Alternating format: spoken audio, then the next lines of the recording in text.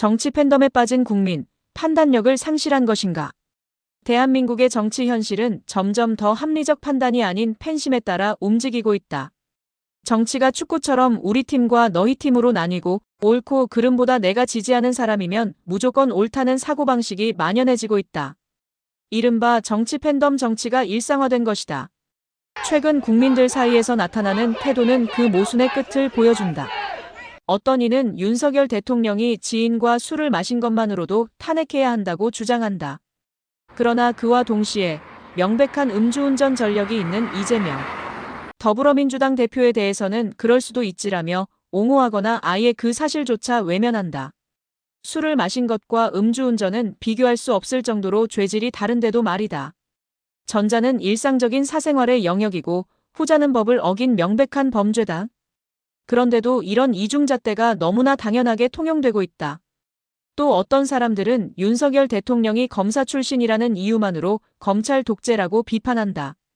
그러나 동시에 검사 사칭 전과가 있는 이재명 대표에 대해서는 오히려 서민을 위한 정치인이라고 감싼다.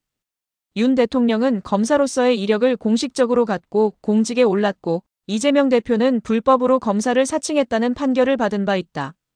과연 어느 쪽이 더 문제가 되는가? 이런 모순적인 태도는 단순한 정치적 견해의 차이가 아니다. 그것은 마치 아이돌 팬덤처럼 내가 지지하는 정치인을 무조건 감싸고 상대는 무엇을 해도 깎아내리는 비이성적인 태도다. 진영 논리에 사로잡혀 정당성과 도덕성을 스스로 부정하는 이들 앞에서 과연 정치라는 단어가 무슨 의미를 가질 수 있을까? 정치는 결국 우리의 삶을 바꾸는 수단이다. 합리적이고 공정한 판단이 전제되지 않는 정치란 결국 특정 인물의 이익을 위해 모든 것을 왜곡시키는 결과로 이어진다. 지금 대한민국은 그 길을 걷고 있는 것은 아닐까? 정치 팬덤은 언론의 역할도 마비시킨다. 진영에 따라 똑같은 사안을 보도하는 방식이 천차만별이다. 윤석열 대통령이 술을 마시면 무책임한 대통령이 되고 이재명 대표가 법정에 서면 정치적 희생양이 된다. 누가 봐도 상식적으로 납득되지 않는 프레임이 그대로 보도되고 그대로 소비된다. 그리고 대중은 더 이상 사실 여부가 아니라 내가 믿고 싶은 것만 믿는다. 그 결과 국민은 스스로 판단력을 상실해간다. 내가 응원하는 정치인의 잘못을 덮어주기 위해 거짓과 왜곡에 스스로 눈을 감는다. 이 사람이니까 괜찮다. 그 사람은 원래 나쁘다는 식의 단순한 이분법이 민주주의의 가치를 갉아먹고 있는 것이다. 우리는 더 이상 국민이 아니라 팬으로 살고 있다. 하지만 정치는 콘서트가 아니며 정치인은 연예인이 아니다. 정치인의 역할은 팬서비스가 아니라 국민 전체를 위한 의사결정이다.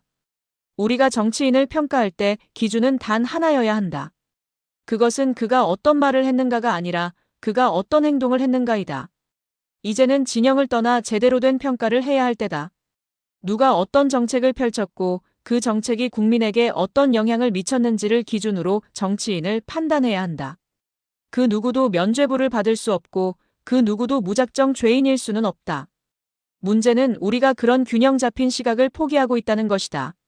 지금 이 순간에도 정치 팬덤은 나라를 갈라놓고 있다. 합리적인 시민이 되어야 할 때 우리는 맹목적인 팬이 되어 싸우고 있다. 그 결과 손해를 보는 건 결국 우리 자신이고 우리의 후손들이다. 정치 팬덤의 시대, 이 비이성의 굴레에서 벗어나야 할 때다.